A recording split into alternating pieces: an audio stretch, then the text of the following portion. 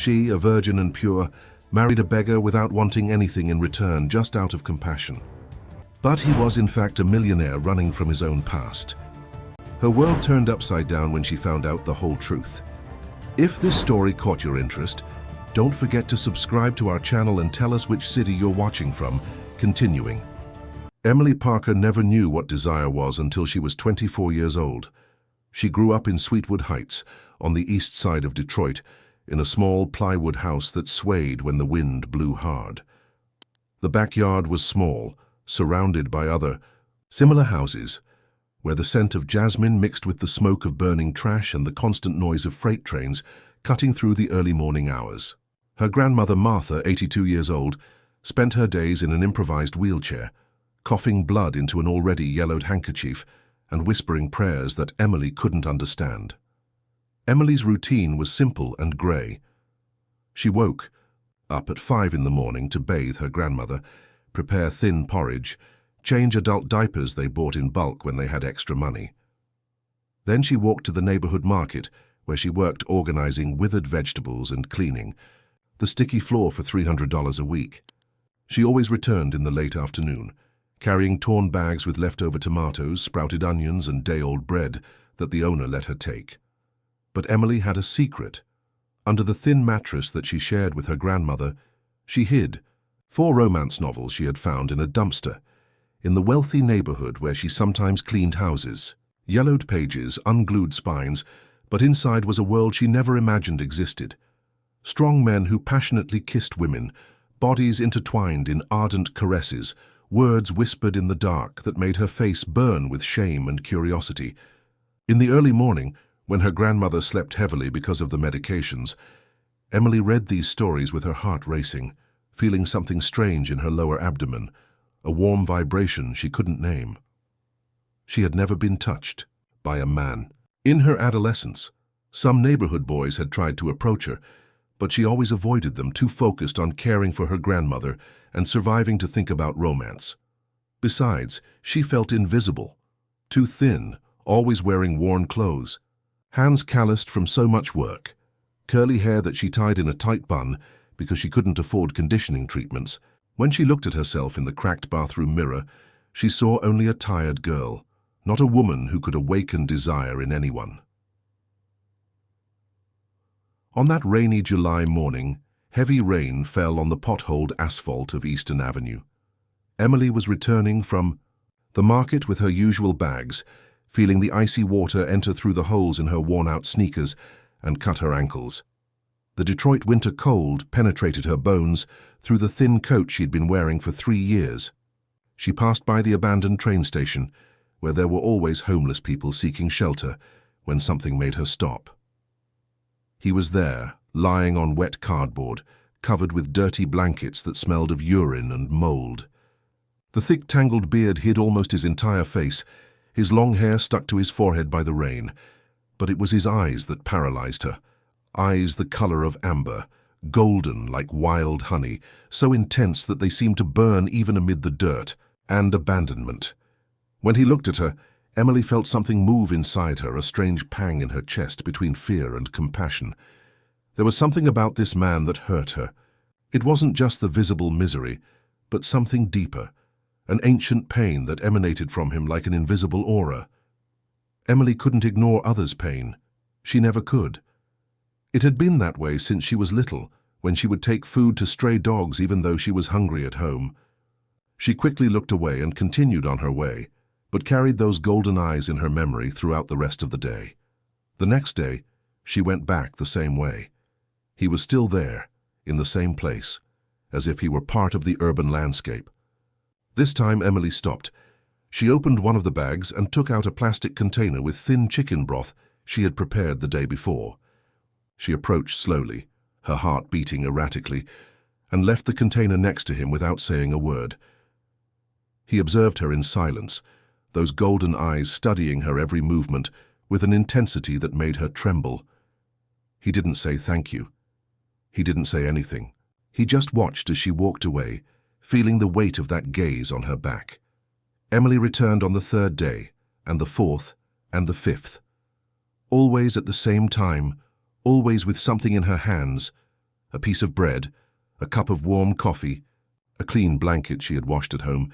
He never thanked her, never spoke, but his eyes followed her with an attention that seemed to dissect her every gesture. There was a silent communication between them, made of glances and hesitations, that Emily couldn't decipher but also couldn't ignore. One afternoon, while arranging vegetables at the market, Mrs. Connie, the gossipy neighbour, appeared with that malicious smile that always preceded a juicy piece of gossip. "Girl, I saw you taking food to that homeless guy at the station. Be careful, okay? They say he's dangerous. I've seen him fighting with other homeless people. He's very violent. Besides, you're a decent girl. You can't be giving confidence to these types of people." Emily felt her face heat up. She didn't like when people spoke badly of those they didn't know, but she also couldn't deny that there was something intimidating about that man. The way he observed her, too quiet, too intense. Sometimes she felt as if he could read her thoughts, decipher secrets she didn't even know she had. But there was also a deep sadness in those golden eyes, a pain she recognized because she lived, with her own pain every day. That night, Emily was returning later than usual. She had stayed late at the market helping to clean up a leak, and the sky was already dark when she turned the corner of her street. It was then that she saw Reggie, the alcoholic neighbor who lived 3 houses down, leaning against her gate. He was visibly drunk, staggering, and when he saw her approaching, he smiled in a way that made her stomach turn. "Hi, Emily. It's been a while since we've talked properly." His voice was pasty, slurred. "You're a grown woman now, aren't you? I always thought you were pretty, but now... Wow, how you've grown." He approached, blocking the path to the door. His breath smelled of cheap whiskey and cigarettes. "How about we get to know each other better? Your grandmother won't live forever, and you'll need a man to take care of you." Emily tried to sidestep him, but he grabbed her by the arm, pulling her against him. She felt desperation rise in her throat, fear paralyzing her muscles. Let me go, Reggie." She tried to scream, but her voice came out weak, muffled by panic. That's when he appeared. He emerged from the shadows, like a storm, silent and lethal. Before Emily could process what was happening, Reggie was torn away from her and thrown to the ground with a violence that made the ground tremble. The homeless man was on top of him, punching him with controlled but devastating fury. Each blow was precise, calculated, but charged with an anger that seemed to come from a very deep place. "Don't touch her ever again." The words came out between blows, the first time Emily heard him speak. His voice was hoarse, deep. But there was a strange education in the way he pronounced the words, as if he were used to speaking differently. Reggie tried to defend himself, but it was useless. Blood ran from his nose, staining the asphalt. Emily stood paralyzed, observing that demonstration of brutal violence, but also of protection. There was something primitive and at the same time noble in the way he defended her, like a wolf protecting its pack. When he finally stopped beating, he stood up panting, his chest rising and falling rapidly. His hands were dirty with blood, his knuckles injured. Reggie crawled away, moaning in pain and fear, without the courage to look back. It was then that the golden eyes turned to Emily, and she saw something that made her tremble from the tips of her toes to the roots of her hair. It wasn't just protection, it was possessiveness, it was desire, it was an intensity that she had only read about in the books hidden under the mattress, but multiplied by 1,000. He looked at her as if she were his, as if he had every right to defend what was his. And the most disturbing thing of all, Emily felt a vibration in her lower abdomen, hot and shameful, that made her realize she liked being protected that way. They looked at each other in silence for long seconds, the air charged with an electricity that neither of them knew how to handle. Emily wanted to thank him, wanted to say something, but the words refused to come out. He took a step toward her, and, for a moment, she thought he was going to touch her, but then, as if awakening from a trance, he shook his head and backed away. "Are you okay?" His voice was a hoarse whisper, laden with a concern that contrasted with the violence he had just demonstrated. Emily nodded, still trembling. "Thank you," she managed to murmur. He observed her for a few more seconds, as if he wanted to memorize every detail of her face, then turned and disappeared into the darkness, in the same mysterious way he had appeared. Emily stood there alone with her heart racing and her body still vibrating because of that intense look. That night she couldn't sleep. She lay looking at the ceiling, reliving every second of that encounter, feeling something awakening inside her that she had never felt before. For the next 3 days, Emily searched for him everywhere. She returned to the abandoned station, walked through the streets of the neighborhood, discreetly asked other homeless people, but it was as if he had evaporated. The wet cardboard was still there, abandoned, but there was no sign of him. Emily felt a strange emptiness in her chest, an anxiety she couldn't explain. She had become accustomed to those golden eyes observing her, to that silence laden with meanings she couldn't decipher. At night, lying next to her grandmother, who snored heavily because of the medications, Emily found herself thinking about him, about how he had emerged from the shadows to protect her, about the controlled violence of his movements, about the intensity of that gaze that seemed to burn her skin even from a distance. She felt a restlessness in her body, a tingling that started in her lower abdomen and spread throughout her being. It was as if he had awakened something inside her that now refused to go back to sleep. Mrs. Connie appeared at the market on the 4th day with that air of someone bringing news. "I heard you were looking for that homeless man, girl. Forget him, he did well to disappear. That type of man only brings trouble. Violent like him, you saw how he beat up Reggie? Poor guy's face is all disfigured, even lost his teeth. People like that are no good, Emily. It's good that he's gone." But Emily couldn't forget. The more days passed, the more she missed him. It was a strange sensation, almost painful, as if a part of her had been torn away. She had never felt anything like it before. In the books she read in secret, the heroines always talked about longing, about the emptiness that a man could leave when he went away. Now she understood what those words meant. On Thursday afternoon, she decided to walk to the Rouge River, a more distant area where homeless people sometimes took refuge when they didn't want to be disturbed. The sky was heavy with grey clouds, threatening rain, and the smell of pollution mixed with river slime invaded her nostrils. She walked along the abandoned riverbank, between vacant lots and unfinished constructions, when she finally saw him. Was lying near a bridge, half hidden among the dry bushes. His face was swollen, purple with cuts that looked infected. He was breathing with difficulty, his chest rising and falling irregularly. Emily ran to him, knelt by his side, feeling panic rise in her throat. He was feverish, his skin burning, under her trembling hands. "What did they do to you?" she whispered, gently touching his bruised face. He opened his eyes with effort, those golden eyes now opaque with pain and fever. When he recognized her, something changed in his expression, a mixture of relief and shame. "You shouldn't be here," he murmured with difficulty, his voice hoarse and weak. "Dangerous for you." Who did this? Was it Reggie's men? Emily knew that the neighbor had dubious contacts, people who resolved problems with violence. He tried to get up but collapsed again, moaning in pain. Emily realized that she couldn't help him there. She made a decision that would change her life forever. Without thinking about the consequences, she put his arm around her shoulders and helped him to stand. He was heavier than he looked, pure muscle beneath the dirt and rags, but Emily found strength she didn't know she had. "I'm going to take you home," she said with determination. "You need care." He tried to protest, but he was too weak to resist. The walk to Emily's house was slow and painful. She supported him as best she could, feeling the feverish heat of his body pressed against hers, the smell of sweat and blood mixed with something deeper, something masculine that made her heart race. Several times she had to stop for him to breathe, holding him against her, feeling his muscles trembling with weakness.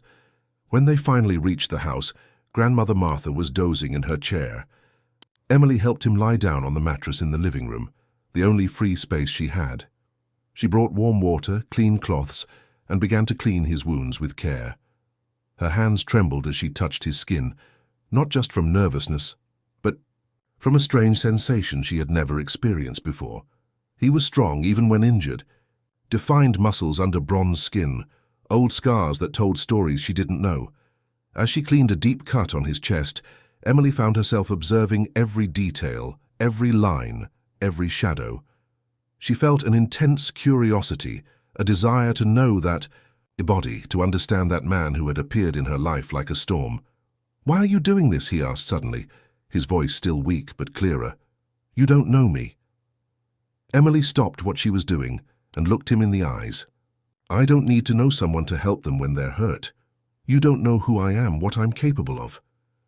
"I know that you protected me," she replied simply. "I know you're suffering. That's enough for me." He studied her in silence, those golden eyes investigating every nuance of her expression. There was something in that look that left her naked, exposed, as if he could see into her very soul. Emily felt her face heat up, but she didn't look away. For the first time in her life, she didn't feel invisible. Under those eyes she felt seen, real, desired in a way she couldn't completely understand. For 3 days, Emily cared for him as if he were part of her own body. She woke up in the early hours to change his compresses, prepared nutritious broths. With the little she had, washed his torn clothes with care. He slept most of the time, feverish and restless, murmuring words she couldn't understand. Sometimes he spoke in English. Other times he mentioned names that sounded refined, completely different from the environment where they were.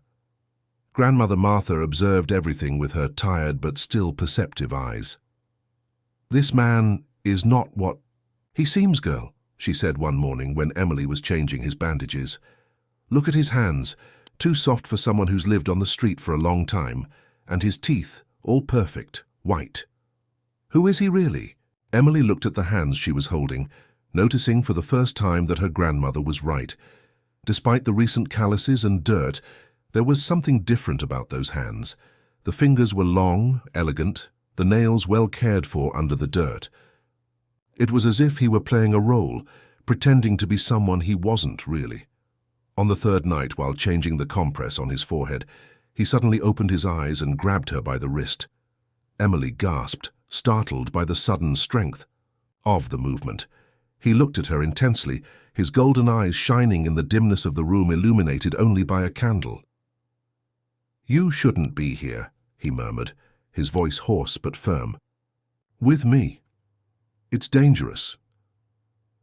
"You're delirious," Emily tried to free herself, but he wouldn't let her go. "You need to rest."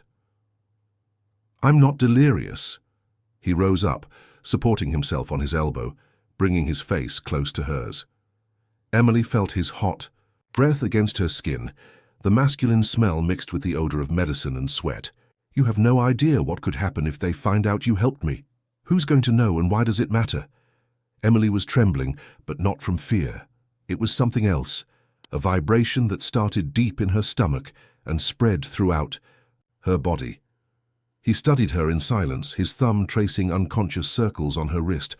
Emily felt her own heart beating so hard that she was sure he could hear it. There was a tension in the air, something electric that made her skin tingle where he touched her.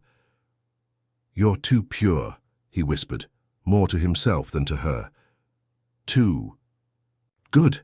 I don't deserve—" Before he could finish the sentence, he was seized by a violent coughing fit. Emily leaned forward to help him, bringing her face close to his to support him. That's when it happened. With a quick and desperate movement, he pulled her by the nape of her neck and pressed his lips to hers. The kiss was brutal, hungry, charged with a need that seemed to come from a very deep place. He invaded her mouth with urgency, the taste of blood and medicine mixing with something that was purely him. Emily felt the world spin, all the sensations she had read about in books exploding at once in her virgin body. It was better and more frightening than anything she had imagined. Her hands instinctively clutched his shoulders, her body responding in a primitive way to his touch. He kissed her, as if he were dying of thirst, and she was the only source of water in the desert. Emily felt herself melting, every nerve ending catching fire under the pressure of those experienced lips. But then, as suddenly as it had begun, he pushed her away forcefully. Emily fell backward, touching her swollen lips, her eyes wide with confusion and desire. He looked at her with hatred, but not directed at her. It was a hatred directed at himself, a repulsion that made her feel as if she had been slapped. "No," he growled, moving away from her, as if she was something contagious. "I shouldn't have done that. You are... and I am... This is wrong." Emily remained there, kneeling on the floor, feeling tears burn her eyes. Her body still vibrated because of the kiss, but the rejection hurt more than any physical pain. "Why is it wrong?" she asked, her voice choked. "What's wrong with kissing me?" "Everything," he answered bitterly, turning his face away so as not to look at her. "You don't understand. You can't understand." Emily was silent for a long moment, processing the confusion of emotions that dominated her. Anger, desire, humiliation, curiosity, everything mixed in a whirlwind that left her lost. She rose slowly, straightened her clothes with dignity and headed for the door. "When you're better," she said without looking back, "you can leave, but while you're in my house, don't treat me as if I were dirty." He didn't respond, but Emily felt the weight of his gaze on her back as she left the room. She spent the rest of the night awake, touching her still swollen lips, reliving every second of that kiss. Her body asked for more, yearned for sensations she couldn't name. In the books she read, kisses always led to something more, to intimate touches that made the heroines faint with pleasure. The next morning he was different, more alert, stronger, but also more distant. He thanked her politely for the food, for the care, but avoided looking at her directly. Emily felt the tension between them like a stretched rope, about to break. She knew that something had changed the night before, something that couldn't be undone. When she was changing the bandage on his chest, her hands trembled and he held her wrist again. This time, the touch was gentle, almost reverent. "Forgive me," he whispered, finally looking into her eyes, "for what I did last night. You didn't deserve to be treated like that." Emily studied him, seeing the sincerity in his expression. "I don't regret the kiss," she said with courage she didn't. "No, she possessed. I regret that you stopped." His eyes widened, a mixture of surprise and desire crossing his expression. For a moment, Emily thought he was going to kiss her again, but then he released her wrist and moved away, closing his eyes as if he were fighting an internal battle. "You don't know what you're saying," he murmured. "You don't know who I really am." The following days were a silent torture. He was physically recovered, but he continued there, sleeping on the mattress in the living room, helping with household chores with a gentleness that contrasted with the brutality that Emily had witnessed on the street. He fixed the faucet that had been dripping for months, fixed the door that wouldn't close properly, even helped bathe Grandmother Martha with a care that surprised Emily. But between them there was a constant tension, an invisible thread that vibrated whenever they met in the narrow hallway, or when their hands accidentally touched during meals. Emily found herself observing him when he wasn't looking, the way his muscles moved when he carried her grandmother's wheelchair, how his long and skillful fingers fixed broken things, how his golden eyes sometimes fixed on her with an intensity that made her forget to breathe. He had nightmares. Emily heard when he moved restlessly on the mattress, murmuring names, speaking disconnected phrases that included words like "mom," "forgiveness," and "couldn't save." One night, she found him sitting in the backyard, smoking a cigarette he had found who knows where, looking at the starry but polluted Detroit sky. "Can't sleep?" she asked, sitting next to him on the doorstep. He looked at her sideways, took a deep drag, and nodded. "I dream of things I'd prefer to forget." "Want to talk about it?" "No." The answer was dry, but not aggressive. "You don't need to carry my demons, too." Emily was silent, just observing his profile in the dim light. There was something noble in those features, even marked by the hard life and recent injuries. The straight nose, the square jaw, the lips she could still feel on hers when she closed her eyes. "Why did you stay?" she asked suddenly. "You're already well. You could have left." He turned to look at her, and Emily saw something vulnerable in his eyes. "I don't know," he admitted. "I should have gone, but every time I think about leaving here, about leaving you..." He shook his head, throwing the cigarette on the ground and stepping on it. "You did something to me, Emily. I don't know what it was, but it changed me." Her heart raced at hearing her own name coming from those lips. It was the first time he had called her by name, and the sound of his voice saying Emily was like a caress. "I've changed too," she confessed, surprising herself with her own courage. "Since you arrived, I feel things I've never felt before." He closed his eyes, as if her words were torture. "Emily, you don't understand. I'm not who you think I am. If you knew the truth—" "Then tell me the truth," she interrupted, turning completely to him. "Who are you? Why do you sometimes speak like an educated person? Why are your hands different from those of other homeless people? Why do you have nightmares about people who seem important?" He looked at her for a long moment, a silent battle happening behind those golden eyes. Emily thought he was going to speak, to confess who he really was, but then Grandmother Martha began to cough violently inside the house. Emily ran to help her, and when she returned to the backyard, he had disappeared again. This time, however, he returned before dawn, bringing cough medicine that she couldn't afford, and a new blanket for her grandmother. When she asked where he had gotten these things, he simply said he had his methods. Grandmother Martha died on Saint Satensiu, a Thursday morning, quietly as she had lived the last few years. Emily found her motionless in bed, with a serene smile on her face, as if she had finally found peace. She cried, desperately, feeling completely alone in the world for the first time. He found her kneeling by the bed, holding her grandmother's cold hand. Without saying a word, he wrapped her in his arms, letting her cry against his chest. It was the first time he had truly embraced her, and Emily lost herself in that warmth, that security she had never felt before. He smelled of cheap soap and something deeper, something that was purely masculine, and that made her feel small and protected. "She was happy," he murmured against her hair. "I saw it in her face last night. She was happy because she knew you wouldn't be alone." Emily moved away to look at him, her eyes red from crying so much. "But I will be alone. You'll leave and I—" "No." He held her face between his hands, his thumbs wiping away her tears. "I won't leave you alone." After the simple funeral, paid for with money she had saved for months, they returned home in silence. The house seemed too empty, too big, without her grandmother's constant presence. Emily sat on the same mattress where she had cared for him, feeling the weight of loneliness crushing her chest. He knelt in front of her, took her hands, and looked into her eyes with a seriousness that made her stop breathing.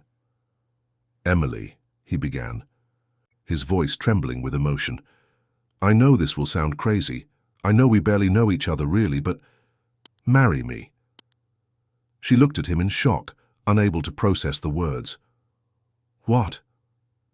"Marry me," he repeated, squeezing her hands. "I don't have much to offer right now. I don't have a ring, I don't have a church, I don't have family to witness. But I have this." He placed his hand on his chest, over his heart. "I have everything that I am, everything I can be, and I want to give it to you." "But why?" she whispered, still in shock. "Why do you want to marry me?" "Because you saved me," he answered simply. "Because when I look at you, I see something I thought no longer existed in the world. Purity, goodness, true love." He paused, swallowing hard. "And because I'm in love with you, Emily, completely, desperately in love." Emily felt the world stop. Nobody had ever said they loved her. Nobody had ever asked for her hand in marriage. Nobody had ever looked at her as if she were the most precious thing in the world.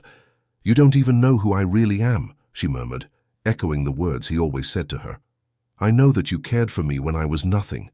I know that you have the gentlest hands that have ever touched my skin. I know that you are brave, strong, beautiful, in a way that goes far beyond appearance." He kissed her hands. "I know that I love you more than I ever thought it possible to love someone." Emily looked at him for a long moment, seeing the raw sincerity in his eyes, the vulnerability of a man who had lowered all his defenses. She thought about the empty life that awaited her, alone in that house, without family, without prospects. She thought about the love she had felt growing inside her since the first day, a love that frightened her with its intensity. "Yes," she finally whispered, "I'll marry you." They married that same day, in an improvised ceremony in Emily's living room.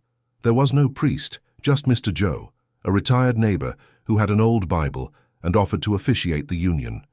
Emily wore the only dress she had, a faded blue one that had been her grandmother's, and he wore a white shirt that she had washed and ironed with care.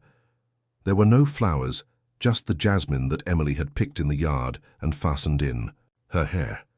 The only guests were Mrs. Connie and two more curious neighbors who came more to gossip than to celebrate. Emily noticed the judgmental looks, the whispers about this girl who married a homeless man, but when he held her hand and said, "I do," with a firm and clear voice, nothing else mattered. When it was her turn to speak, she looked into his golden eyes and felt that she was making the most important decision of her life. "I do," she said, and her words echoed in the small room like a sacred oath. He didn't have a ring to give her, so he took a simple cord he wore around his neck with a small silver crucifix and tied it on her finger as an improvised ring. Emily held back tears, touched by the simplicity and sincerity of the gesture. When Mr. Joe said, "You may kiss the bride," he hesitated. Emily saw the doubt in his eyes, the same hesitation that made him distance himself from her whenever they got too close. But this time she took the initiative. She stood on tiptoe and kissed him, soft but firm, proving to him and to herself that they were now one. The kiss was different from the first. There was no desperation or brutality, but rather a silent promise, a mutual surrender that sealed something much greater than a marriage on paper. When they separated, Emily saw tears in his eyes and knew that she had touched something deep and true. After the neighbors left, they were alone in the house that was now officially theirs. Emily prepared a simple dinner, rice, beans, and a piece of chicken she had saved for the occasion. They ate in silence, the weight of the new reality hovering over them like a loaded cloud. "Do you regret it?" he asked suddenly, dropping his fork. "No," Emily answered without hesitating. "And you?" He looked at her with an intensity that made her tremble. "Never. But I'm afraid of disappointing you." "Why do you always talk as if you were unworthy?" Emily leaned forward, covering his hand with hers. "You saved me from Reggie. You cared for my grandmother. You fixed our house. You made me feel like a woman for the first time in my life." He turned his hand to intertwine his fingers with hers. "You don't know what you're saying." "Yes, I do." Emily felt a new courage running through her veins. "I know that you kissed me and my entire body caught fire. I know that when you look at me, I feel things that I only read about in books. I know that I love you in a way that scares me." His eyes widened. It was the first time she had said that she loved him, and the words hung in the air between them, like a sacred confession. "Emily," he began, but she interrupted him. "We're married now," she said, getting up from the table. "Husband and wife." He remained motionless, watching her as she approached. Emily had never felt so brave, so feminine, so powerful. She stopped in front of him between his legs and put her hands on his shoulders. "I don't know what to do," she confessed, her face red. "I've never been with a man, but I want to learn. I want you to teach me." He held her hips with trembling hands, his golden eyes darkening with desire. "Emily, if we start this, there's no going back. Are you sure?" "I am," she whispered, leaning down to kiss him. This time, he didn't resist. He responded to the kiss with a passion he had been repressing since the first day. His hands went up her back, untying the dress laces with skillful fingers. Emily trembled when she felt the fabric slipping off her shoulders, exposing her skin to the golden candlelight. He lifted her in his arms as if she weighed nothing, carrying her to the mattress that was now theirs. He laid her down with a reverence that made her feel like a goddess, his eyes roaming over every inch of exposed skin with an adoration that took her breath away. "You're beautiful," he murmured, tracing the contour of her face with his fingers. "So beautiful it hurts to look." Emily touched his bare chest, feeling the tense muscles under her inexperienced palms. He was perfect, sculpted like the statues she saw in art books from the library. Scars here and there told stories of pain, but also of survival. When he kissed her again, Emily felt as if she were on fire inside. Each of his touches awakened sensations she didn't know existed. His lips went down her neck, her collarbone, and Emily arched her back instinctively, a low moan escaping her lips. "If I hurt you, stop me," he whispered against her skin. "You won't hurt me," she answered, pulling him closer. He loved her with a gentleness that contrasted with the brutality he had demonstrated on the street. His hands and mouth explored every inch of her skin as if it were sacred territory. Emily lost herself in sensations she never imagined, her body responding in ways that surprised and embarrassed her at the same time. When they finally became one, Emily felt a brief pain that was quickly replaced by something much greater. He moved with care, whispering words of love in her ear, and she felt complete for the first time in her life. Afterward, lying on the narrow mattress, Emily nestled against his chest. She traced lazy circles on the scars of his skin. "Now we're really married," she murmured, sleepy. He kissed the top of her head, hugging her tighter. "Now you're mine," he said, and there was a possessiveness in his voice that made her heart race. "Completely mine." Emily smiled in the dark, feeling safe and loved for the first time in a long time. She didn't know what secrets he was hiding. She didn't know what storms were coming. At that moment, she was just a woman in the arms of the man she loved, and that was all that mattered. The first days of marriage were like a dream. Emily woke up in his arms, felt the heat of the masculine body pressed against hers, and for a few seconds forgot all the problems of the world. He was affectionate in the morning, kissed her neck while she was still half asleep, whispered sweet things in her ear that made her smile before even opening her eyes. But there was something different about him, a restlessness that increased each day. Emily caught him looking out the window with a distant expression, as if he were waiting for something or someone. Sometimes he disappeared for a few hours, saying he was looking for work, but always returned empty-handed, and with that disturbed look. One morning, while washing his clothes, Emily found something that changed everything. She was checking the pockets of his torn pants, a habit she had developed after finding forgotten coins, when her fingers touched something rigid. She pulled out the object and almost dropped it on the floor. It was a black credit card, like those she only saw in the hands of rich people on television. The name was engraved in golden letters, Ethan Alexander Montgomery. Emily looked at the card for long minutes, feeling the world spinning around her. That wasn't the name he had given her. In fact, he had never said his real name. With trembling hands, she put the card back in the pocket and finished washing the clothes in silence. Throughout the day, she carried that secret like a weight in her chest.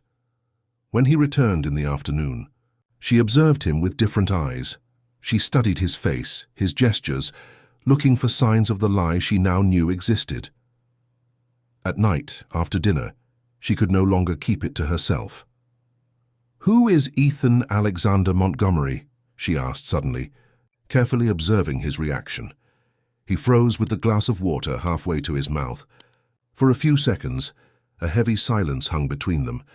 Emily saw the exact moment when his defenses went up, when his eyes became guarded and distant. "Where did you hear that name?" he asked, his voice carefully controlled. "I found this in your clothes." Emily took the card out of her apron pocket and placed it on the table between them. "Are you going to tell me you stole it?" He looked at the card as if it were a poisonous snake. Emily saw something break in his expression, a mask falling to reveal deep pain and a fear she couldn't understand. "I didn't steal it," he finally admitted, his voice almost a whisper. "So who are you?" Emily felt tears burning her eyes. "Who are you really?" He rose from the table, ran his hands through his hair in a gesture of despair. "Emily, you won't understand. It's too complicated. Try to explain it to me." She also stood up, her voice rising for the first time since they had met. "I'm your wife. I have the right to know who the man I married is." "You don't have any rights," he exploded, turning to her with flashing eyes. "You married who I am now, not who I was before." The brutality of the response was like a slap. Emily backed away, seeing a side of him she had never witnessed, not the physical violence he had used to protect her, but an emotional cruelty that cut deeper than any punch. "So you lied to me," she said, her voice trembling. From the first day, everything was a lie. Something changed in his expression when he saw the tears running down her face. The anger faded, replaced by deep anguish. "Emily, it wasn't a lie. What I feel for you, what we are together, that's real. How can I believe you now?" She wiped away the tears with the back of her hand. "If you lied about who you are, what else did you lie about?" Before he could respond, the sound of powerful engines invaded the quiet street. Emily ran to the window and saw a scene that seemed straight out of a movie. Black, luxurious cars, lined up on the dirt road, violently contrasting with the simple houses and potholed asphalt. Men in suits got out of the vehicles, security guards with earpieces, uniformed drivers. "Damn," he murmured behind her, and Emily had never heard him swear before. "What's happening?" she asked, but he was already moving, taking off the old shirt and grabbing clothes she had never seen, an impeccable black suit that was stored in a bag at the back of the closet. Emily watched him transform before her eyes. When he finished dressing and combing his hair back, completely revealing his face, she could barely recognize him. The homeless man had disappeared, replaced by an elegant, sophisticated man who emanated power and authority. A strong knock at the door made them jump. He looked at Emily with an expression that mixed love and desperation. "Emily, I need you to know that nothing you're going to see or hear changes what I feel for you." Before she could respond, the door opened. It hadn't been locked. They never needed to lock anything in that humble neighborhood. An older man with grey hair and an expensive suit entered, followed by 2 security guards. "Ethan," said the man with a firm but emotion-laden voice, "son, we finally found you." Emily felt the floor disappear beneath her feet. "Son?" She looked at the man who had married her, searching for some sign that this was a mistake, a terrible misunderstanding. "Dad," Ethan responded, and his voice had completely changed. It was no longer the hoarse and hesitant voice of the man she knew, but something refined, educated, aristocratic. 4 years, Ethan, 4 years looking for you." The older man had tears in his eyes. "Since your mother, since the accident, you simply disappeared. The company, the responsibilities, everything abandoned." Emily leaned against the wall, feeling invisible in that conversation between father and son. But then, the older man's eyes fell on her, and she saw the instant judgment, the cold analysis that catalogued her as inferior.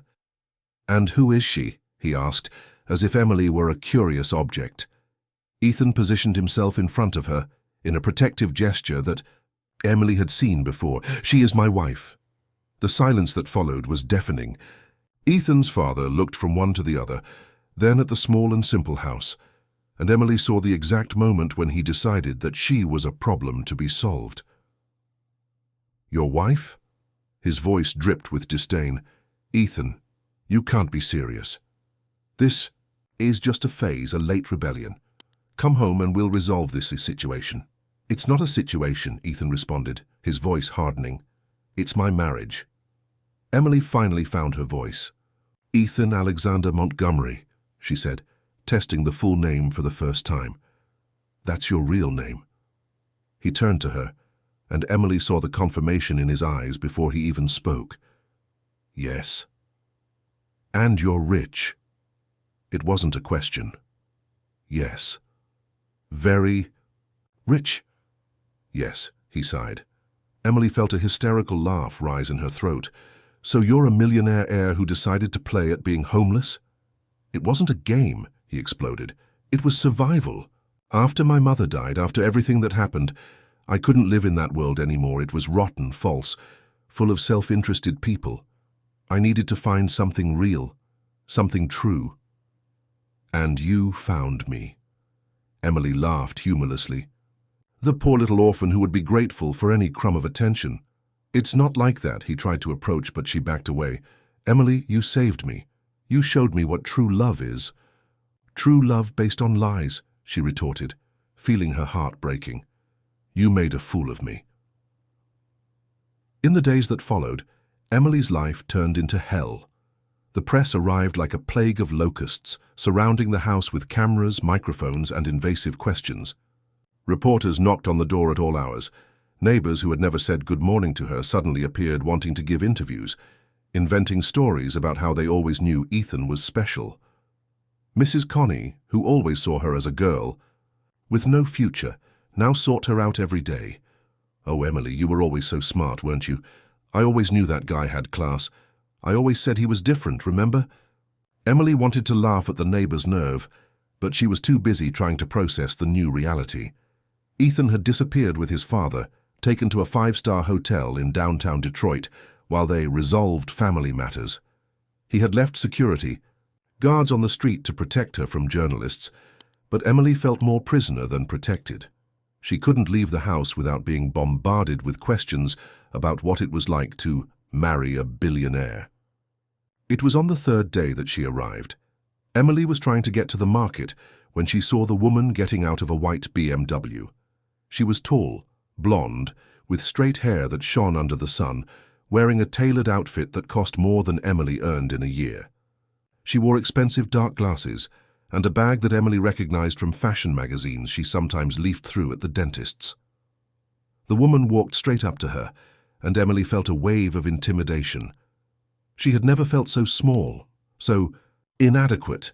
Next to that woman, she felt like a beggar. "You must be Emily," said the woman, removing her glasses to reveal icy blue eyes. "I'm Victoria Alden Sawyer, Ethan's fiancée." Emily felt the world spin. Fiancée? Ex-fiancée, to be more precise. "We were supposed to have gotten married 4 years ago, before he had his identity crisis and decided to play poor boy." Victoria looked at Emily's simple house with visible disdain. "I imagine he didn't tell you that." "No," Emily managed to murmur, feeling her heart breaking a little more. "Of course not. Ethan was always dramatic. When his mother died, he blamed the family, blamed society, blamed everyone except himself. He ran away like a coward, leaving all of us worried." Victoria examined her perfectly manicured nails. "But now that he's back, things will return to normal." "He's my husband," Emily said, trying to put firmness in her voice. Victoria laughed, a crystalline and cruel sound. "Husband? Darling, do you really believe that a man like Ethan Montgomery is going to throw away billions of dollars for you?" She looked Emily up and down, and Emily had never felt so humiliated. "He always liked to play with girls like you, prostitutes, maids, anyone who was submissive enough to feed his ego." The word prostitutes hit Emily like a punch, to the stomach. "I'm not." "No? Then what are you? A woman who marries a man she found on the street without even knowing his name, who gives herself to someone who was clearly lying about everything." Victoria moved closer, her voice becoming venomous. "You're exactly the type of woman that rich men use to amuse themselves. Naive, desperate, grateful for any crumb of attention." Emily felt tears burning her eyes, but she refused to cry in front of that woman. "He loves me. He loves the idea of you, the fantasy of being your savior, your hero. But reality is different, darling. Do you think he's going to take you to high society events? Introduce you to his friends? Take you to business meetings?" Victoria laughed again. "You probably don't even know how to use cutlery properly." Each word was a stab. Emily knew Victoria was being cruel, but she also knew there was truth in those words. She really didn't know how to behave in Ethan's world. She didn't know about expensive wines, about social etiquette, about how to converse with people from high society. "He'll get tired of you," Victoria continued, merciless. "As soon as the novelty wears off, as soon as he realizes he can't take you anywhere without being embarrassed, he'll come back to where he belongs, with me." "Why are you telling me this?" Emily asked, her voice trembling. "Because I feel sorry for you." Victoria put her glasses back on. "Because I know what it's like to love a man who will never truly love you back. The difference is that I can compete at his level. You can't." At that moment, the black cars returned to the street. Emily saw Ethan getting out of the first car, impeccable in his suit, and felt her heart tighten. He seemed so distant, so different from the man who had slept in her arms just a few days before. When he saw Victoria, Ethan stopped in the middle of the street. Emily observed the interaction between the two, the familiarity, the shared history, the ease with which they conversed. They were from the same world, spoke the same language, had the same codes. "Victoria," Ethan said, his voice laden with a tension that Emily couldn't decipher. "What are you doing here?" "Visiting your wife," Victoria responded with a fake smile. "We're friends now, aren't we, Emily?" Emily looked between the two, feeling like an intruder in her own life. Ethan observed her with an expression she couldn't read, but there was something there that left her afraid. Afraid that Victoria was right. Afraid that she was just a phase, a whim, a fantasy that he would soon abandon. "Emily," Ethan began, approaching her. "We need to talk." "No," Emily said, backing away. "I don't need to hear anything else. I've heard enough." She turned and ran into the house, closing the door forcefully. She leaned against the door, sliding to the floor, and finally let the tears flow. She could hear Ethan outside knocking on the door, calling her name, but she couldn't face him now. Through the window, she saw Victoria put her hand on Ethan's arm, saw how he didn't move away, saw how they conversed like two equals. It was an image that confirmed all her fears. That night, Emily made a decision. She took a small suitcase, put in her few clothes and the books that were her only wealth. She couldn't stay there anymore, living a lie, being a burden in the life of a man who clearly belonged to a different world. She left a simple note on the table. "You made me believe I was special. Thank you for that, even if it wasn't true. Be happy in your real life." When Ethan arrived the next day, he found the house empty.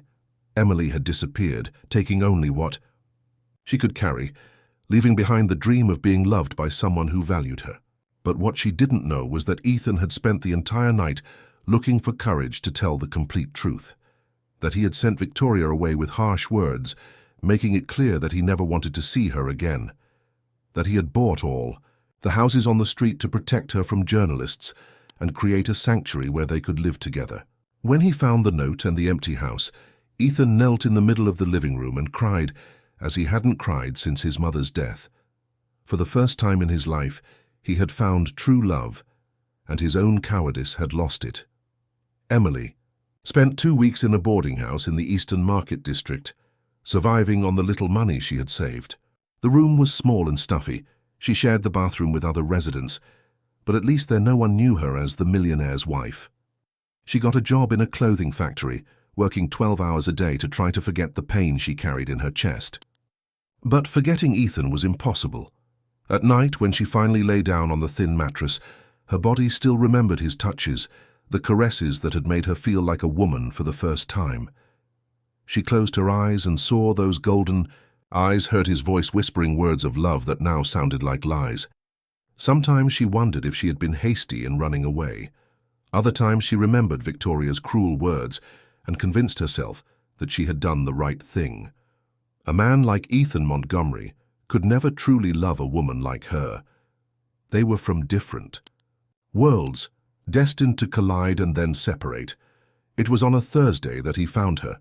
Emily was leaving the factory when she saw the familiar figure leaning against the gate. Even from a distance, even in simple clothes, she recognized him immediately. Her heart raced, a mixture of joy and pain spreading through her chest. Ethan was different, thinner with deep circles under his eyes, unshaven. He wasn't wearing a suit, but jeans and a simple t-shirt. He seemed to have gone back to being the man she had known, but there was something broken in his posture, a vulnerability she had never seen before. "Emily," he said when she approached, his voice hoarse with emotion. "I finally found you." "How did you find me?" she asked, keeping her distance. "I looked everywhere. I employed detectives, interrogated all the neighbors, searched every corner of the city." He ran his hand through his hair, a gesture she knew well. "I couldn't give up on you. You should have given up." Emily felt tears burning her eyes. "It would be better for both of us." "Don't say that." He took a step toward her, but stopped when she backed away. "Emily, I need to explain everything to you. I need you to understand why I did what I did." "I don't need to understand anything else." She tried to walk past him, but Ethan blocked the way, not aggressively, but pleadingly. "Please, 5 minutes." Give me 5 minutes to explain. And then, if you want me to disappear from your life forever, I will." Emily looked at him for a long moment. She saw the desperation in his eyes, the raw sincerity that had always touched her. Against her better judgment, she nodded. 5 minutes. They walked to a nearby park, sat on a bench under a tree. Ethan was silent for a few seconds, as if organizing his thoughts. "My mother killed herself because of me," he began, his voice low and laden with pain. "She couldn't accept that I refused to marry Victoria. It was an arranged marriage, a merger of companies, and she saw it as my duty to the family." Emily was silent, listening. "On the night I said I wasn't going to get married, that I didn't. Love Victoria and never would, she lost it. She said I was destroying everything she had worked for, that I was selfish, ungrateful." He paused, swallowing hard. "A few hours later, she jumped from the apartment balcony. 30 floors. Emily felt her heart tighten. Regardless of everything, she could see the real pain in his eyes. "I couldn't live in that world anymore after that. Every time I entered that apartment, I saw my mother falling. Every time someone talked about business, about marriage, about family responsibilities, I heard her voice calling me selfish." He looked at his hands. "So I ran away, literally ran away from everything." "Why didn't you tell me this before?" Emily asked softly. "Because I was afraid you would see me as a coward. Because I was afraid you would know that I'm a failure. As a son, as a man." He finally looked at her. "And because for the first time in 4 years I had found peace. With you." Emily felt something move in her chest, a crack in the wall of hurt she had built. "When you cared for me. When you loved me without knowing who I was, without wanting anything in return, I discovered what true love was. Not self-interested love, not love based on status or money, but pure love." He tried to touch her hand, but she moved away. "Emily, I know I lied about who I was, but I never lied about what I felt for you." "And Victoria," Emily needed to know. "Broke up with her 4 years ago. She appeared because she found out I had returned, because she still had hopes that we would get married. But I made it clear that this will never happen." He leaned forward. "Emily, I love you. Only you. From the first day you brought me that thin broth, I knew you were different from all the women I've known." "But she was right about one thing," Emily said, her voice choked. "We are from different worlds. I don't know how to be the wife of a rich man. I don't know about etiquette, about how to behave in your society." "I don't want you to be the wife of a rich man," Ethan said with intensity. "I want you to be my wife. Emily, my Emily, who loved me when I had nothing, who cared for me when I was broken, who showed me that there was goodness in the world." He knelt in front of her right there in the park, under the curious gazes of other people. "I bought all the houses on our street. I remodeled our house. I created a trust fund that will take care of you forever, regardless of anything that happens to me. I did all this because I want to spend the rest of my life proving that you are the most important woman in the world to me." Emily looked at him kneeling, seeing the sincerity in every line of his face. "Ethan, I know I hurt you. I know I broke your trust, but please give me a chance to fix this. Give me a chance to prove that what we have is real." He held her hands, and this time she didn't pull away. "Come back with me. Not to my world, but to our world. The one we created together in that small house. The one where only the two of us exist." Emily felt the tears running down her face. She could see the truth in his eyes, could feel the sincerity in his touch, but there was still fear, still doubts. "How can I be sure you won't get tired of me?" she asked, vulnerable. "How can I be sure I won't just be a phase?" Ethan held her face between his hands, wiping her tears with his thumbs. "Because without you, I'm nothing. Because these 2 weeks away from you were hell on earth. Because when I wake up in the morning, the first thing I think about is you. And when I sleep at night, I dream of you in my arms." He leaned in and kissed her, soft and reverent, as if she were the most precious thing in the world. Emily felt all her defenses crumbling, all the love she had tried to bury coming back to the surface like an overwhelming wave. When they separated, she whispered, I love you too. Even after everything, I love you. Then come back with me, he begged. Come back home. Emily looked into his eyes for a long moment, seeing her future reflected in those golden eyes. Finally, she nodded. I'll come back. But this time, no secrets. Promise? I promise, he said, kissing her hands. No secrets, just you and me and the truth. 6 months later, Emily barely recognized the life she now lived. The house on the hill had been completely remodeled, but maintaining its simple and welcoming essence. Ethan had fulfilled his promise to buy all the houses on the street, transforming the place into a small oasis where they could live in peace, away from the curious gazes of the press and Detroit high society. The house now had running water that worked, a complete bathroom, equipped kitchen, but it was still the same house where they had fallen in love. The backyard remained small but now had a well-tended garden where Emily planted jasmine and roses. It was there that they spent the afternoons, Ethan reading company reports while Emily read her novels, their feet intertwined on the wooden bench he had made with his own hands. Ethan had taken a more active role in the family company, but in a different way. He implemented social programs, created a foundation that helped needy families, and insisted that all important meetings take place during business hours so that he could return home to have dinner with Emily every night. They had married again, in a small but beautiful ceremony in the house's garden. Emily wore a simple but elegant dress that Ethan had personally chosen, and he wore the same black suit he had worn on the day she discovered who he really was. This time, however, there were no secrets between them. The guests were few but special. Mrs. Connie was there, now treating Emily with a respect that bordered on reverence, some of Emily's co-workers from the factory days, who had become true friends. And to everyone's surprise, Ethan's father was also present. The relationship with her father-in-law had been difficult at first. Alexander Montgomery couldn't understand how his son had chosen such a simple life when he could have everything. But with time, seeing how Emily cared for Ethan, how she made him smile in a way he hadn't seen in years, he began to respect her.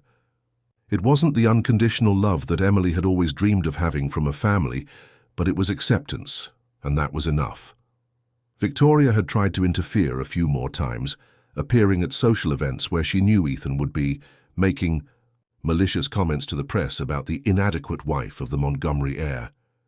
But Ethan always made it clear in a polite but firm manner that his personal life was not open for discussion. The real change happened on a winter night, when Emily woke up with Ethan moving restlessly in bed. He was having another nightmare, something that still happened occasionally. Emily woke him carefully, as she always did, and hugged him until the tremors passed. "Was it about your mother again?" she asked softly, running her fingers through his hair. Ethan nodded, still panting. "She was falling and I couldn't save her." Emily positioned herself so that she could look into his eyes. "Ethan, you couldn't save her. It wasn't your responsibility to carry her choices." "I know, but nothing," Emily interrupted firmly. "Your mother made a terrible choice for reasons we'll never completely understand. You can't spend the rest of your life punishing yourself for that." It was at that moment that something definitely changed in Ethan, as if Emily's words had finally penetrated a barrier he had built around his own guilt. He kissed her with renewed passion, a deep gratitude for having found someone who loved him enough to help him heal his deepest wounds. "I love you," he murmured against her lips. "I love you in a way I didn't know existed." "I love you too," Emily responded, feeling a completeness she had never experienced before. It was that same night that they made love in a different way. There was no more desperation, no more fear of losing each other. It was pure surrender, pure celebration of the love they had built together. When they finished, lying in the dark with their bodies intertwined, Ethan whispered something that made Emily's heart race. "I want to have children with you." Emily moved away to look at him, surprised. "Really?"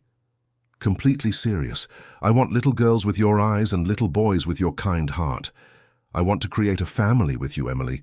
A real family, based on love and not on obligations." Emily felt tears of joy running down her face. "I want that too." 3 months later, Emily discovered she was pregnant.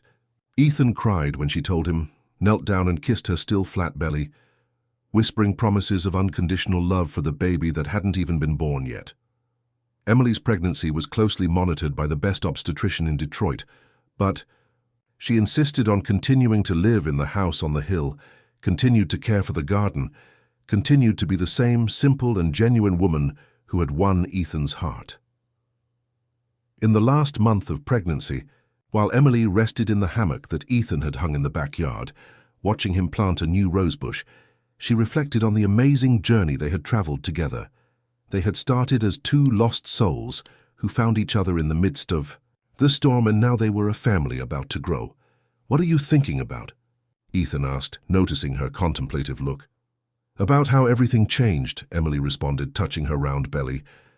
"A year ago, I was a lonely woman who had never been loved. Now you're the most loved woman in the world, Ethan."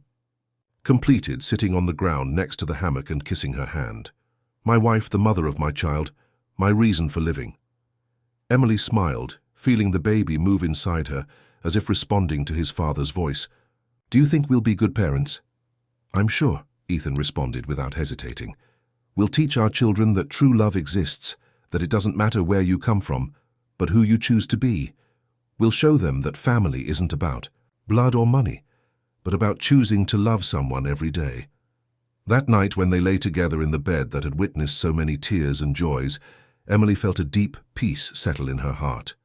She had found her place in the world, not as the wife of a rich man, but as the woman loved by Ethan Montgomery, the man who had chosen to leave all the riches of the world behind to find the true treasure, pure and true love.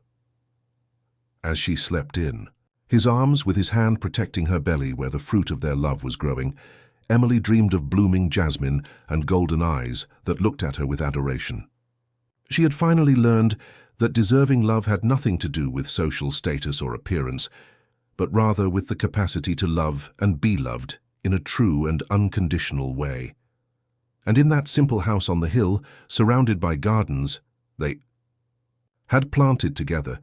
Emily and Ethan built the kind of love that lasts forever, not because it's perfect, but because it's real, honest, and chosen every day, even when things get difficult.